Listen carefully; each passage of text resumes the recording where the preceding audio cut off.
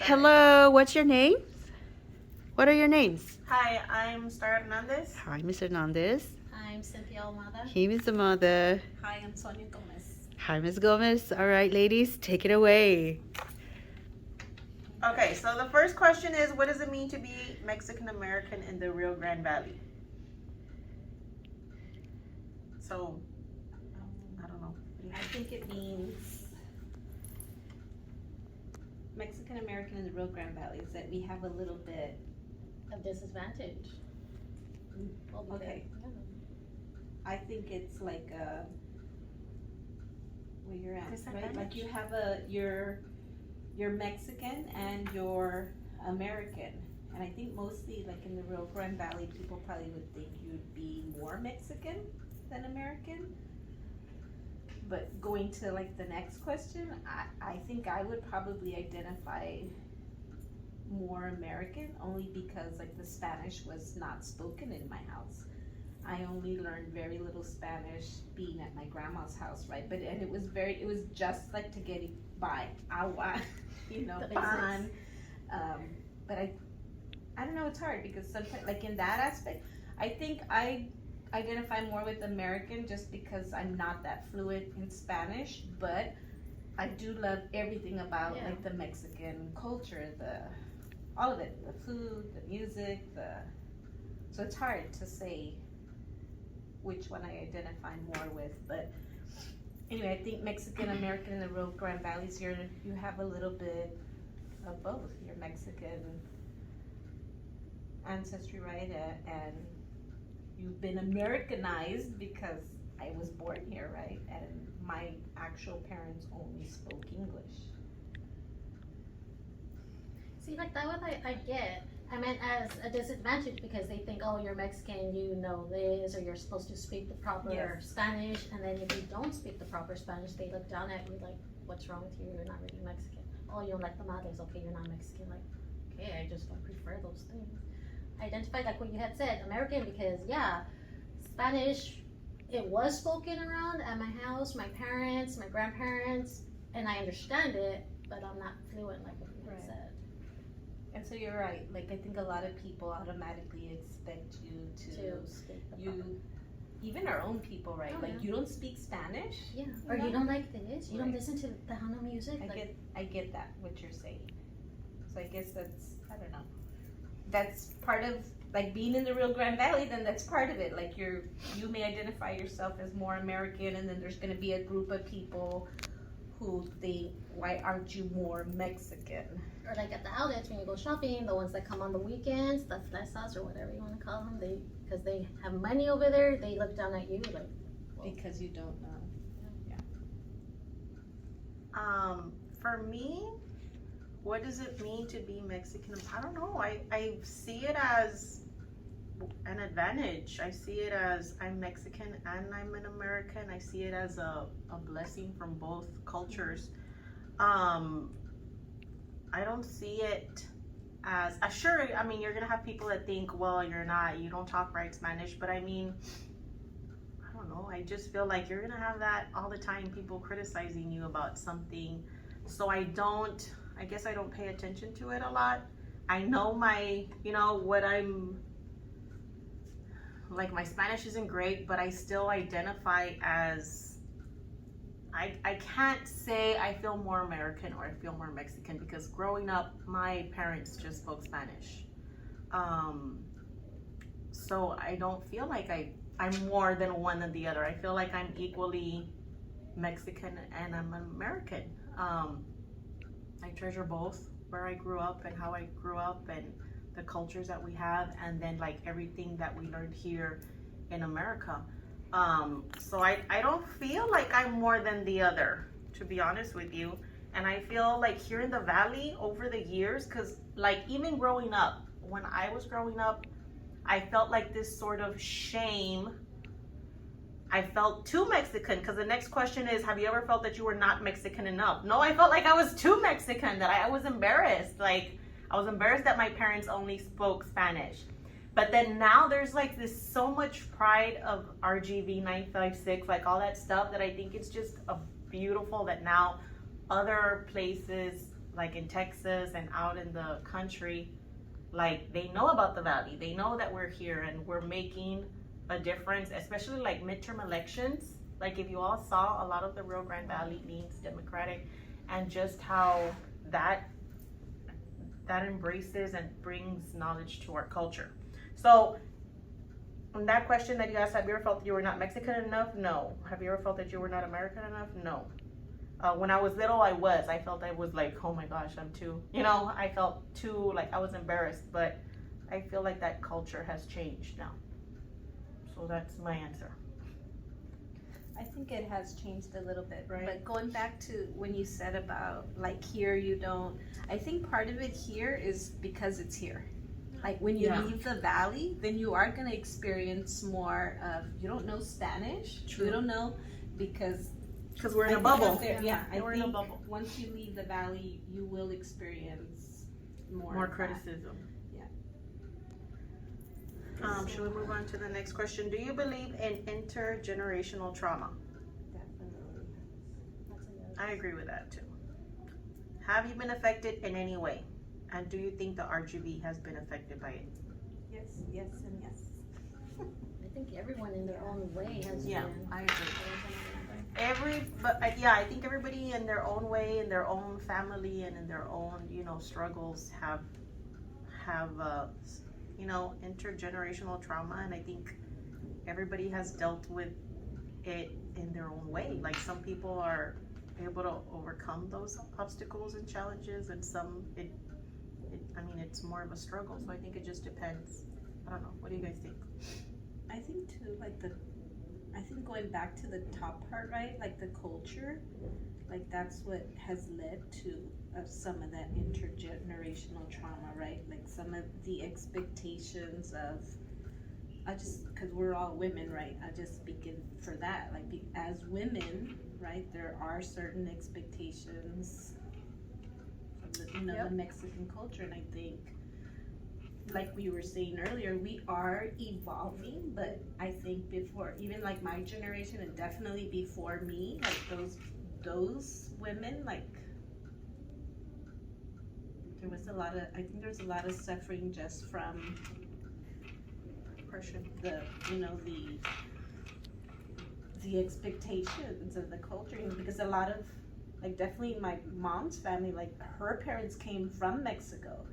And so there was a way of living over there, and then you come here, and so of course their expectations, are not gonna change, and then you have a child that's growing up here, right, and wants to experience, so there's a lot, there's trauma in that, in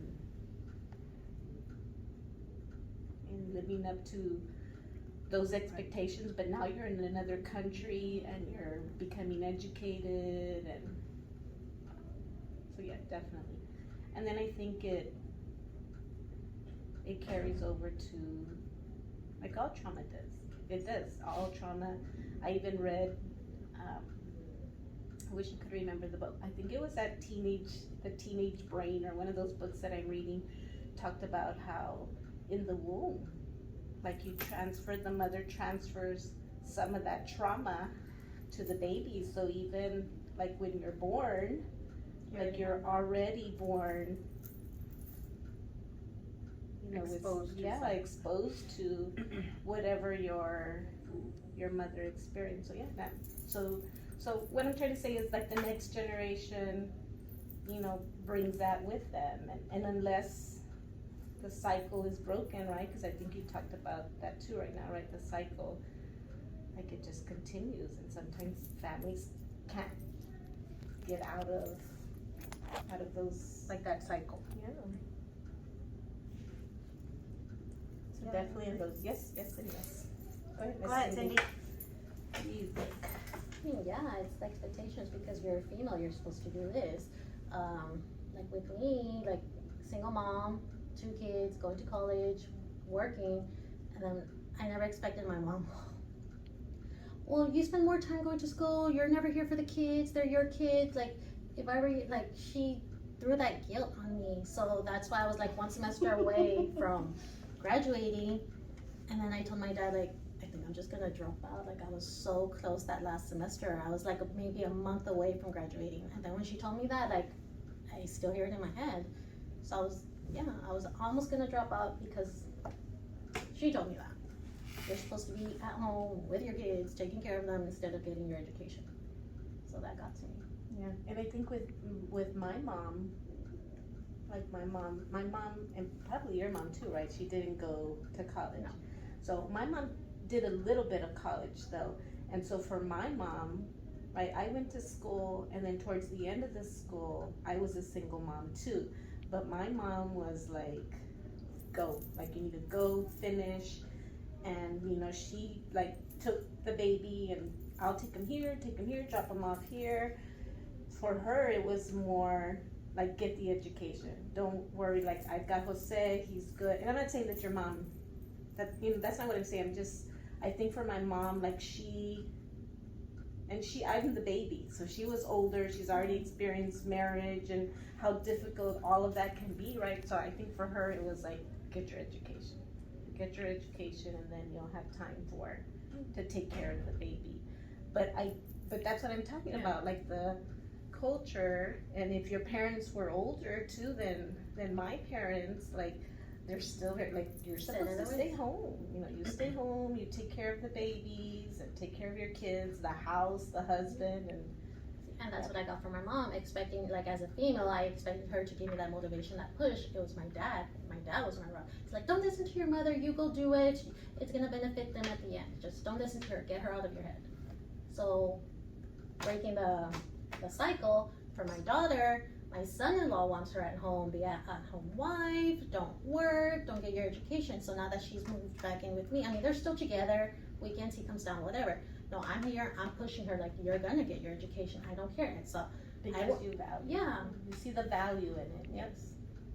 But you see, so you're like, your son-in-law, like that's, you know, generation, and he's still, yeah, and he's not the only one. There's a lot of men out there that think, I would even be willing to say, like my husband is like that, because when I don't cook, right, it's like, he doesn't, at the same time, he's like, he's not gonna say anything, but I know that he wants me to, right, or he'll even, that he expects it, right, or even the, like, little comments, like, so-and-so's coming over, like, clean the house, and I'm like, the house is clean, you know, but, like, they have these expectations, like, I should be cleaning, cooking, taking care of kids all the time. Doing everything.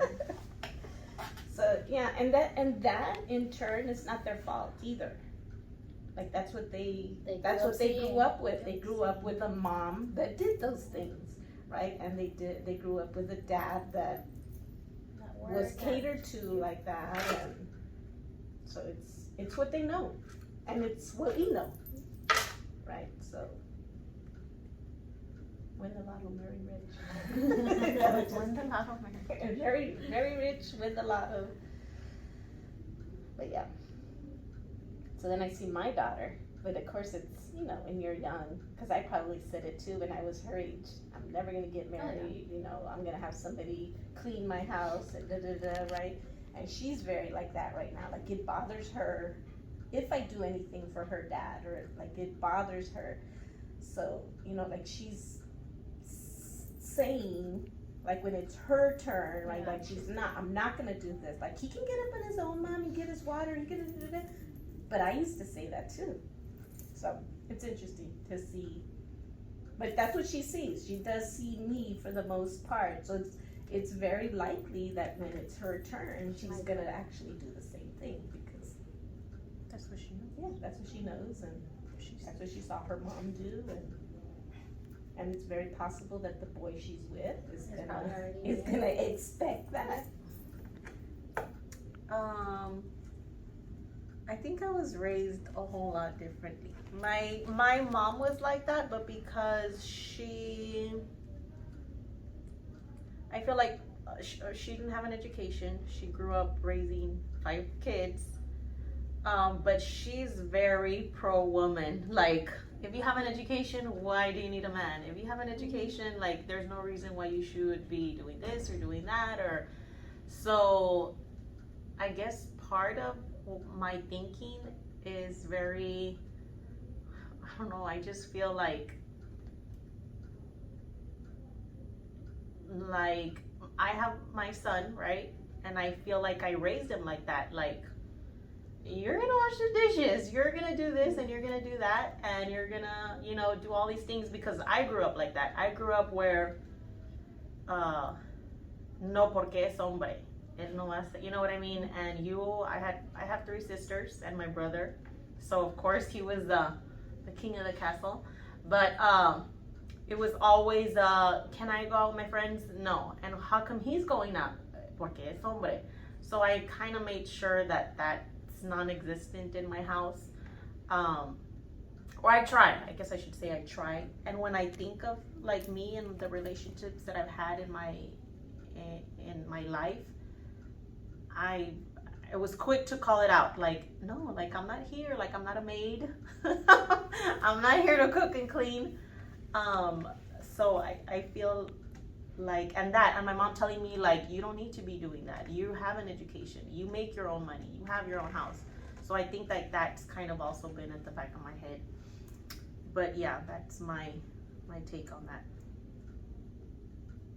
Yeah, that's how it was at my house. I couldn't even, I just wanted, because like that's what we grew up with. Like I couldn't even, the neighbor's yard, like step a foot there and be like, get over here, what are you doing? And my brother was gone from sun up to sundown, no questions asked, you know, and I'd be like, so that's, you know, that's part of that culture that I'm talking about, yeah, that we grow up with, that the boys can do whatever and the girls are. And I get it now that I'm, you know, older, and the world that we live in, even though it wasn't the same then, right? But I get it, like why you have to, I guess. Actually, no, because it's the same for both. Like when I think about my daughter and protecting her, the world that we live in, it can happen to my son too. So no, my parents were wrong. But Do you all think this intergenerational trauma is in the RGB? Oh, yes, definitely. Definitely, because we're here and we're talking about it, how it happened to us, and I I'm sure think our it kids was- are gonna talk about Oh, it. yeah. Oh yeah, They'll be like, I "No, my mother drove me crazy." Yeah, I know for sure, like Maya, because her dad is like so tough on her with grades, and he was not like that was not his, like he was not like that as a student. But I think because she's a girl, and we have 3 boys and a girl, and with her, like he's so tough with her about grades and boys. Ooh, he's tough with her on boys. So I think that's why she gives us so much pushback too, where, and I'm sure she thinks of it now, even though the boys were like step brothers, right? They came and went, and they did their own thing, and he, like, here she is a senior, and no, at every corner, no. So yes, the next generation is gonna, like my parents didn't let me, you know, because the girl should be at home and the girl should. See, and I was never one to do that. Like when I was married, the cooking, the cleaning, I did try it, but I'm like, this is not for me. Like I've always been independent. Like I have always had my job. I've always had to buy things, do things for myself or my own children. We got married. I didn't change my last name. I kept my maiden name. Armada's my maiden name, or my dad's name. I had my babies. They have my last name, my dad's last name. Because my 2 older ones, well, I wasn't married with the guy, but my Kyle, he has my last name. I was married with his dad, and he didn't even make a big deal. He's like, oh, so he's gonna have your last name, right? I'm like, heck yeah, I'm HOH of the house. He's gonna have my last. No, he didn't even push it. He didn't make a big deal because it was always me. Like even him, for a while, he wasn't working, so I was supporting him. He was a housewife, if you want to call him that. And yeah, he would do the cooking, the cleaning. He didn't have a problem with it because he saw I was already set in my ways. I'm independent. I do things for myself. I do things for my own children. And that's what I show my daughter with my son-in-law, like, hey, I did it, you're gonna do it too. That way she could be the example for my granddaughter or my grandson too. Like, no, like, things are different. Just because back then you got married, mom had to take the dad's name, children had to, no, it doesn't have to be that way. And that's what upsets me, like, just because we're women, we have to, why? Where does it say that? Even when we went to the court, the judge told me, they have to have his, why? Why do they, I questioned her and she made a big deal about it. She couldn't give me a reason because it says, show me where it says that. So no, I did not change my children's last name. Heck no. No. All right, any last comments? Thank you. No. Thank No, you so and thank you. Thank you. Wow. Beautiful. Thank you. Hello, what's your name? Hi, my name is Lizette Rodriguez. I'm a counselor here at Sergeant Harrow Middle School. Hi, Lizette. What does it mean for me to be Mexican American in the Rio Grande Valley? Mexican is my descent. American is that I believe is growing up in the United States. In the Valley, I feel like we're more Mexican. Where the Spanish language is everywhere we go, and if we don't, like for me, if I don't hear the cashier or somebody speak to me in Spanish, I think it's odd. I obviously identify Mexican growing up. It was always Mexican traditions, going to Mexico, spending time with family deep into Mexico, Nuevo León, and then, you know, coming to school and, you know, everything else here in the U.S. But vacations, holidays, everything was in Mexico, so we followed all those traditions. Do I feel, or have you, that you were not Mexican enough? Sometimes I do, if I'm like deep into Mexico. Sometimes I feel like, oh, okay, maybe I'm not as Mexican as I think I am. But being in the Valley, I feel 100% Mexican. Like I said, because of the culture here, because everything is just so common to speak the language, to follow the traditions. It's everywhere. Now, I do feel very honored when I go to up north where it's not the Valley, where it's not as common. I feel very like proud of my culture because we're in a different zone, I guess. But I feel very proud when I go somewhere where the Spanish is and the culture is not as prevalent as it is here. Mexican enough. I feel very Mexican. All right. And who do we have Hi, here? my name is Maria Escobar. I'm also a counselor here at Sergeant Harrow Middle School. I'm also proud to be a Mexican American because, you know, that's part of my parents' culture. But I don't feel Mexican enough because I don't necessarily celebrate all those, I guess, like their common traditions. I don't like Dia de los Muertos. I don't like. There's so many things that they celebrate and I don't. So sometimes I do not feel Mexican enough. But I love like being proud that I'm bilingual, saying that my mom was born in Miguel Alemán, going to Progreso and being able to speak to people.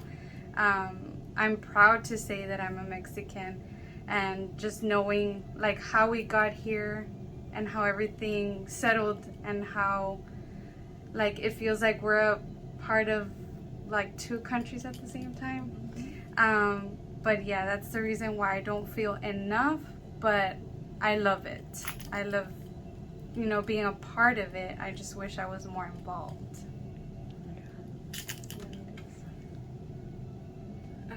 Do you believe in intergenerational trauma? I don't believe in intergenerational trauma. I think that what our past ancestors have had to deal with, it's been part of history. It's made us as a culture be who we are. But I think from my aspect, I think we would need to just move forward. I mean, we're different generations, it's different times. things change. But yeah, everything that happens in history makes us who we are, but we just can't dwell on what trauma has happened in the past. And that goes a lot with the counseling. Like we tell the kids, you know, trauma, yes, it happens to all of us, but we can't dwell on it, and we can't, you know, keep living in that past. We have to move forward. So I myself do not. I have not been affected by it. I know there's,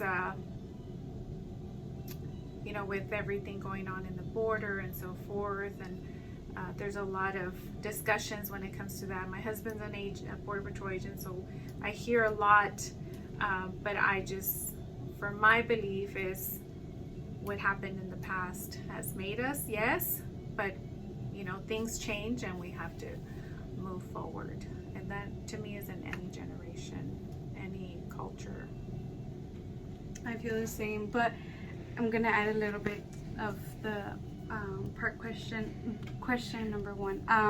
I think I feel that way because my dad is American. Like, he was born and raised in America. My grandparents are American. They were born and raised in America. My mom is the only part that comes from Mexico, so I think that's where my disconnect is. So my mom didn't really involve us in any of the Mexican American culture. I mean, the Mexican culture, because my parents were completely, my dad's side were completely American. They were never. Yeah, and for me it's different because I'm first generation. My parents and grandparents were all born and raised in Mexico.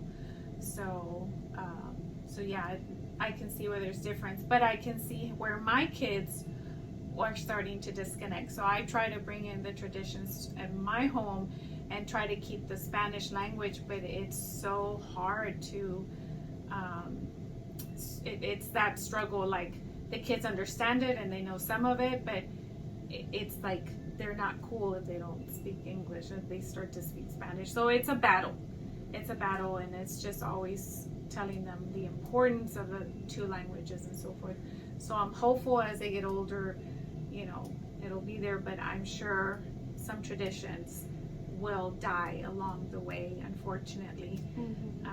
But we just have to build new ones. Vamos a ir al baile. Do you believe in intergenerational trauma? I do not, but like, I don't think there's that trauma, but I can see how, like, the way my dad was raised and the way my mom was raised is very different. So they do have, like, I guess that has affected the way they view things. But like, for me, no, I don't believe that there's intergenerational trauma. Have you ever been affected in any way? No. And do you think the RGB has been affected by it? A little bit, because of the border. Yes, because of the border, and everyone gets to see that. And it's affected them because if you really think about it, Texas was part of Mexico, so a lot of people believe that They have the right yes, to come they over. have the right, and I guess that has affected all of us because everyone has so many different views about our border and our government. And help really, with that. I guess if you think about it, going back to what you said, it does affect us in the sense that we live here, and there's that traffic of, you know, people coming and going and so forth, and so we're kind of in the middle of it. And our students that come from over there, True. and how they're getting raised here, but then they go and they come and they go and they come. Yes. So I guess there is for them, but not necessarily for me. But it is very lovely and wonderful growing up in the valley. I think I wouldn't have it any other way. My parents for a while lived in Chicago, which is where I was born, and I'm so grateful that they decided to move us back and to raise us here, because I think our lives would have been so much, like, so different. You know, I love the culture. I love, you know, being able to show who you are here, you know, and your roots, and you don't feel out of place. I think maybe if I would have stayed in Chicago, I would have felt out of place speaking Spanish, or, you know, but just I guess you don't realize how Mexican you were until you go until up you north. leave the valley, Yes. right? Until you leave the valley. But yeah, very proud of our roots. All right, well, Thank thank you. you.